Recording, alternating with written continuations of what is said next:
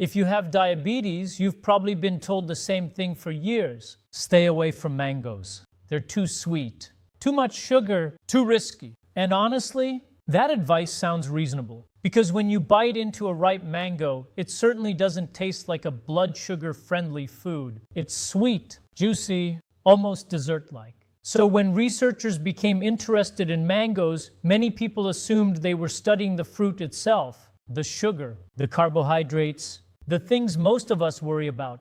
But that's not what caught their attention. In fact, some researchers became interested in something completely unexpected, not the fruit, the leaves. And what they discovered started a fascinating conversation about mangoes, blood sugar, and one question many people may have been asking the wrong way for years. Because the real question may not be, can people with diabetes eat mangoes? The better question might be, do we actually understand what researchers found about mangoes in the first place? And that's exactly what we're going to explore today.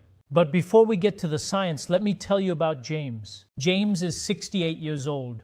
A retired high school teacher, the kind of person who never missed a summer barbecue, never turned down fresh fruit, and absolutely loved mangoes. Every year, when mangoes appeared in the grocery store, he would buy a few and bring them home. For James, mangoes weren't just fruit, they were part of family gatherings, part of vacations, part of some of his favorite memories. Then one day, everything changed. James was diagnosed with type 2 diabetes. Almost immediately, he started hearing the same warnings many people hear. Avoid sugary drinks. Watch your carbohydrates. Be careful with desserts. And somewhere along the way, mangoes quietly ended up on the don't eat list. Not because a doctor specifically told him to avoid them, not because he had a bad reaction to them, but because they simply seemed too sweet to be safe. So he stopped buying them, stopped eating them, stopped thinking about them. Years passed. And James assumed he was making the right choice.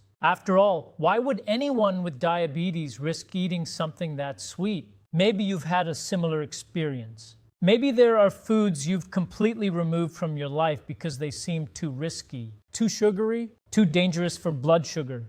And sometimes that decision makes perfect sense. But sometimes the story is more complicated than it first appears. Because while James was avoiding mangoes, researchers around the world were continuing to study different parts of the mango tree. And what they found surprised many people, especially when they started looking beyond the fruit itself. And that's where this story becomes far more interesting than most people realize. Before we continue, I'd love to hear from you. Have you stopped eating mangoes since being diagnosed with diabetes? Or do you still enjoy them occasionally? Let me know in the comments below. I read every comment, and your experience may help someone else watching today.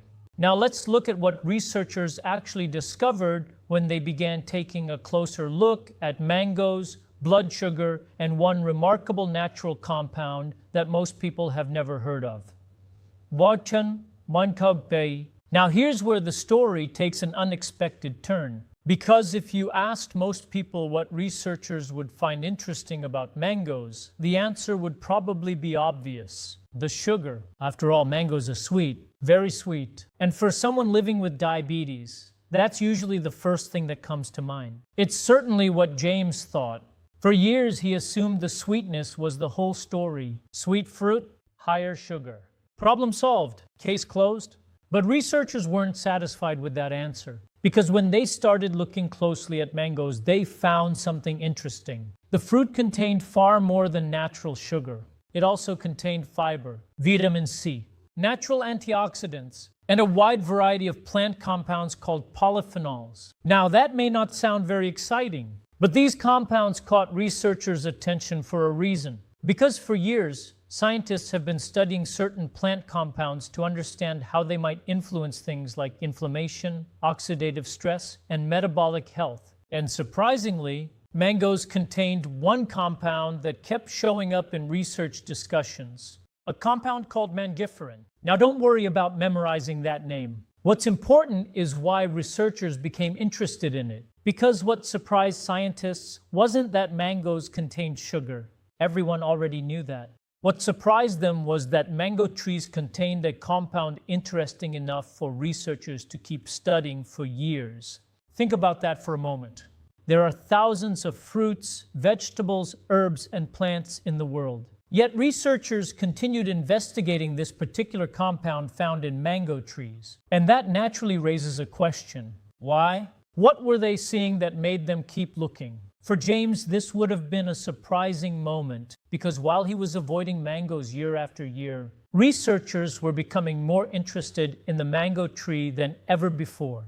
Now, before anyone misunderstands this does not mean mangoes cure diabetes. It does not mean eating mangoes automatically lowers blood sugar. And it certainly doesn't mean someone should start eating unlimited amounts of mangoes. That's not what researchers found. What they found was something much more interesting. They found reasons to keep asking questions. And good research often starts exactly that way, not with answers, with questions. Could certain compounds in mango trees affect biological processes connected to glucose metabolism? Could they influence pathways involved in oxidative stress? Could they help explain why scientists kept returning to this plant? At this point, researchers became curious enough to look beyond the fruit itself. And that's where this story becomes even more fascinating, because the deeper they looked, the less interested they became in the sweet flesh of the mango. And the more interested they became in another part of the tree entirely. Not the fruit, not the seed, not the skin, the leaves. And what researchers found inside mango leaves may be the most surprising part of this entire story. But before we get there, we need to answer the question many people watching are probably asking right now. If mangoes contain all these interesting compounds, how much sugar do they actually contain? And does that sweetness automatically make them a bad choice for blood sugar? Let's take a closer look. At this point, some people may be thinking, okay, that's interesting, but let's get back to the real issue. Mangoes are still sweet, and that's a fair point, because no matter how interesting the research may be, people living with diabetes still have to think about blood sugar. So let's talk about the question most people really want answered. How much sugar is actually in a mango? The answer is more than many fruits. And that's exactly why mangoes have such a complicated reputation. When you taste a ripe mango, your brain immediately knows something. This fruit is sweet, very sweet. And for many people with diabetes, that's enough to end the conversation. Sweet equals dangerous. Case closed. But here's where things become more interesting. Because blood sugar isn't determined by sweetness alone. If it were, researchers would have stopped studying mangoes a long time ago. Instead, they kept asking a more important question. What happens when that sweetness arrives packaged inside a whole food? Because a mango isn't simply sugar. It's sugar wrapped inside fiber, wrapped inside water, wrapped inside plant compounds, wrapped inside a completely different food structure than a soft drink, candy bar, or dessert. And that distinction matters. In fact, this is one of the biggest misunderstandings people make about blood sugar. Many people focus only on how sweet something tastes. Researchers often focus on how the body processes the entire food. Those are not always the same thing. For example, imagine two situations. In the first, someone drinks a large glass of sweet fruit juice. The liquid reaches the digestive system quickly. Very little chewing, very little slowing things down. Very little fiber remaining. Now imagine someone eating slices of mango after a meal. They chew, they eat more slowly. The fruit still contains fiber, and digestion happens differently. Same fruit, very different experience. And that's why researchers often look beyond simple sweetness. Now, does this mean mangoes are harmless? Not at all. This is where many people swing from one extreme to another. First, they believe mangoes are terrible. Then they hear one positive study and suddenly believe mangoes are unlimited. Neither extreme is helpful, because James almost made that mistake himself. After learning that researchers were interested in compounds found in mango trees, he started wondering whether he had avoided mangoes unnecessarily. And that's a reasonable question. But the answer wasn't, eat as many mangoes as you want. The answer was much more practical. Researchers weren't saying sweetness doesn't matter. They were saying the entire context matters. How much you eat. When you eat it, what you eat it with. And whether you're eating the whole fruit or consuming it in a completely different form, that's where the real story begins. Because when researchers and nutrition experts look at blood sugar, they don't just ask, what food are you eating? They ask, How are you eating it? And that question changes everything. Because the biggest blood sugar mistakes involving mangoes usually have nothing to do with the mango itself. They have to do with the way people consume it, and some of those mistakes are incredibly common. In fact, one of them is often advertised as a healthy choice, which is exactly what we're going to talk about next. Quick question. Before watching this video, what did you believe about mangoes? Did you think they were completely off limits for people with diabetes? Or did you believe they were perfectly safe because they're a fruit? Type avoided or safe in the comments. I'm interested to see how many people fall into each group. So if mangoes aren't automatically the blood sugar disaster many people assume they are, where do the problems usually begin? Interestingly, the biggest mistakes often happen when people are trying to make healthy choices. And that's exactly why they're so easy to miss. Let's start with the most common one, a mistake that appears in countless kitchens every single morning. Mango smoothies. Now, at first glance, a mango smoothie sounds healthy. After all, it's fruit. Many people even add yogurt. Some add protein powder. Others blend it with bananas and call it breakfast. But here's the problem. The moment you turn fruit into a drink, several things change. You consume it faster. You often consume more of it. And because it's already blended, your body doesn't have to do nearly as much work chewing and processing it. Think about it this way. Most people would never sit down and eat several large pieces of fruit in just a few minutes. Yet many people can drink that amount without even noticing. And that's one reason smoothies can sometimes create a very different blood sugar experience than eating whole fruit. Now, does that mean all smoothies are bad? No, but it does mean they aren't the same as eating slices of mango after a meal. And that's an important distinction. The second mistake is even more common. Fruit juice. In fact, this may be the biggest misunderstanding of all. Because once most of the fiber is removed, you're left with a very different product. The sweetness remains, the fiber largely disappears, and the experience for your body changes dramatically. This is one reason many blood sugar experts encourage people to think carefully about liquid calories, especially sweet ones. And that's where many people unknowingly get into trouble. Not because they ate a mango, because they drank one. Now let's talk about another mistake that rarely gets discussed. Eating mangoes on an empty stomach. Imagine two different situations. In the first, someone wakes up hungry and immediately eats a large serving of mango by itself. Nothing else. No protein, no fat, no meal, just mango. In the second, someone enjoys a smaller serving of mango after lunch alongside foods that contain protein, healthy fats, and fiber. Same fruit, different context. And context matters. Because blood sugar doesn't respond to foods in isolation. It responds to the entire meal. This is one reason many nutrition professionals focus not only on what people eat, but what they eat it with. Which brings us to another surprisingly common mistake. Treating mangoes like a free food. This usually happens after someone reads a headline claiming fruit is healthy, or hears about a study involving mangoes. Suddenly the thinking becomes, well, if mangoes contain beneficial compounds, more must be better. Unfortunately, nutrition rarely works that way. Even healthy foods exist within the bigger picture of a person's overall eating pattern. And that's something James eventually realized.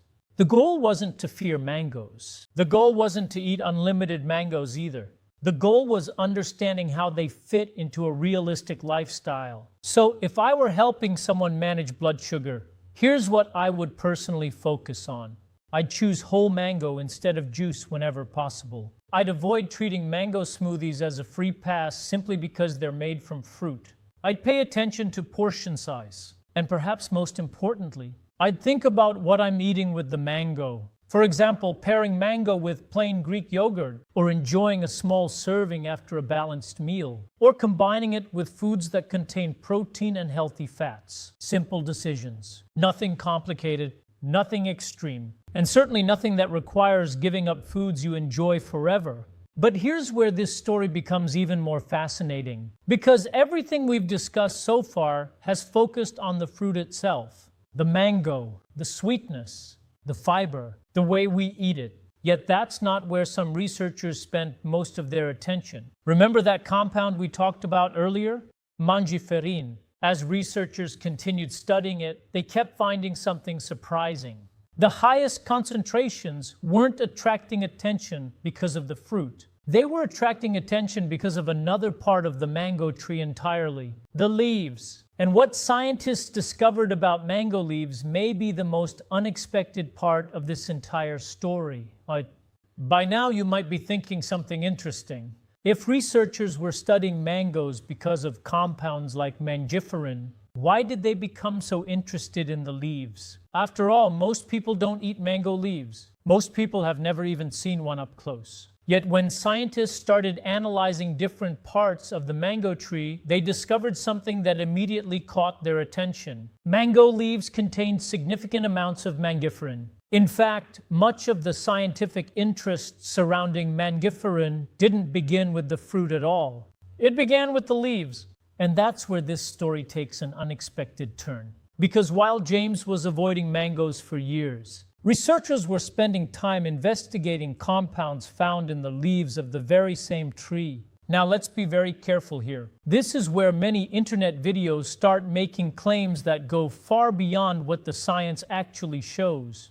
You may have seen headlines saying, "Mango leaves cure diabetes," or "Drink mango leaf tea and eliminate blood sugar problems." Those claims are not supported by the evidence, and that's not what researchers found.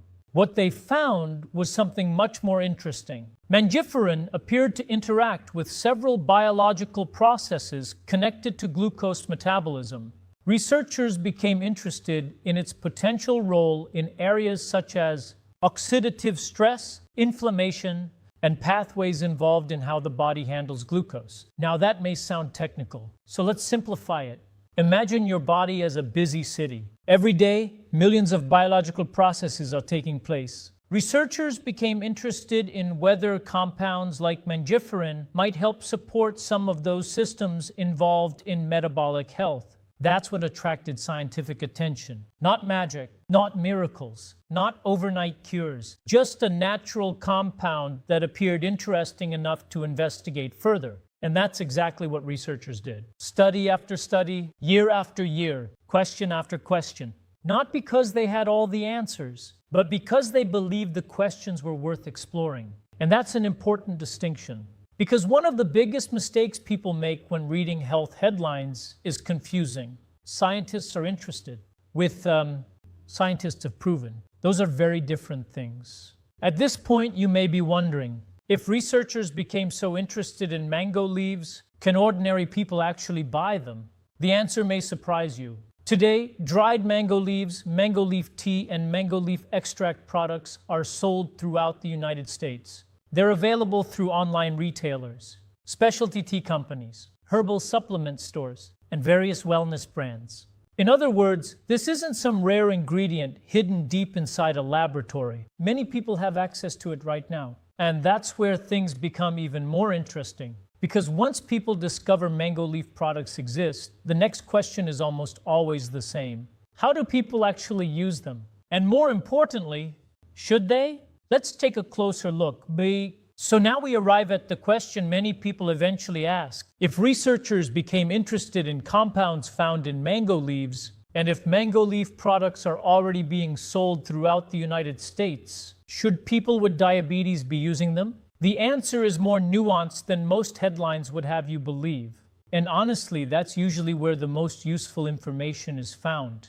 Not in extreme claims, not in miracle promises, but somewhere in the middle. Today, people can find mango leaf products in several forms. Some buy dried mango leaves and brew them into tea. Others purchase mango leaf extract capsules. And some choose concentrated supplements that contain mangiferin or mango leaf compounds. If you've ever visited a health food store or searched online for blood sugar supplements, you've probably seen products like these before. And at first glance, it's easy to understand the appeal. After all, if researchers are studying mango leaves, wouldn't it make sense to use them? Maybe. But this is where we need to slow down and think carefully, because scientific interest and medical recommendation are not the same thing. Researchers study many promising compounds. Only some eventually prove useful in real-world health outcomes. And even when a compound shows promise, scientists still need to answer important questions.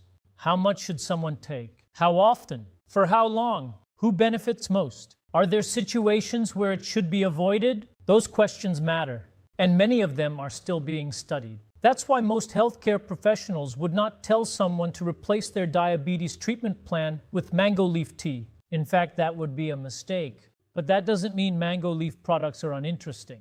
Far from it. The growing interest surrounding mangiferin is one reason mango leaves continue appearing in research discussions today. Now let's talk about how people actually use dried mango leaves. The most common method is surprisingly simple: tea. Many people steep dried mango leaves in hot water, much like herbal tea. The flavor is often described as mild, earthy, and slightly herbal. Others prefer ready-made mango leaf tea products. And some choose supplement capsules because they're convenient and easy to take consistently. Again, none of these approaches should be viewed as a treatment for diabetes, but they help explain why mango leaves continue attracting attention among people interested in metabolic health. And this brings us back to something important. Remember James? For years, he believed the mango story was simple: too sweet, avoid it. End of discussion. But the deeper we look, the more we discover that the story is much bigger than sweetness alone. There is the fruit. There are the compounds inside the fruit. There is mangiferin. There are mango leaves. There is the way people actually eat mangoes. And there is the growing body of research trying to understand how all of those pieces fit together. Which leads us to perhaps the most important question of all. After everything researchers have learned, what should someone with diabetes actually do when they see mangoes sitting in the grocery store? Should they avoid them completely? Enjoy them freely? Or is the answer somewhere in between? Let's put all of this together and talk about what I believe is the most practical takeaway from this entire discussion. So after everything we've discussed, the research, the sweetness, the fiber, the mango leaves, the compound called mangiferin, and the mistakes people commonly make, what's the practical takeaway? What should someone with diabetes actually do when they see mangoes sitting in the produce section? Should they walk away? Should they buy them without thinking? Or is there a smarter approach? Personally, I believe the answer lies somewhere in the middle. Because one of the biggest lessons researchers continue teaching us is that nutrition is rarely black and white. Foods are rarely completely good. Foods are rarely completely bad. And mangoes may be one of the best examples of that idea. Years ago, James believed mangoes belonged on the forbidden list. Too sweet, too risky, too dangerous. But if you asked him today, he'd probably tell you something different. He'd tell you that the question was never really about mangoes. The question was about understanding them, understanding portion size, understanding timing, understanding context, understanding that a mango eaten after a balanced meal is not the same experience as a giant mango smoothie consumed on an empty stomach, and understanding that sweetness alone doesn't tell the entire story. If I were managing blood sugar today, I wouldn't make decisions based only on fear. I wouldn't assume every sweet fruit is automatically a problem, and I certainly wouldn't assume every food promoted as healthy deserves unlimited portions. Instead, I'd focus on habits that are realistic enough to follow for years. Not days, not weeks, years. Because long-term consistency almost always matters more than short-term perfection. So what would that look like? For most people, it might mean enjoying mango occasionally rather than avoiding it forever. Choosing whole fruit instead of juice whenever possible. Paying attention to portion size. Pairing it with foods that provide protein or healthy fats. And paying attention to how your own body responds. Because at the end of the day, your glucose meter can teach you things no headline ever will. And perhaps that's the most important lesson from this entire discussion. The goal isn't to fear food. The goal isn't to chase miracle foods either. The goal is understanding. The more we understand, the more confident we become. And confidence leads to better decisions. Which brings us back to James. For years, he thought mangoes were the problem. But the deeper he looked, the more he realized the story was much bigger than a single fruit. It was about learning how foods fit into a healthy lifestyle. It was about replacing fear with knowledge. And perhaps most importantly, it was about asking better questions. Not, can I ever eat mangoes again? But, What's the smartest way for me to enjoy them? And that small shift in thinking can change everything. If today's video helped you see mangoes differently, I'd love to have you join us by subscribing to Simple Blood Sugar. Because every week, we take a closer look at the foods people worry about most and explore what the research actually says in a practical, understandable way. Our goal isn't to scare you. Our goal is to help you make food choices with confidence. And before you go, I'd love to hear your answer to one final question.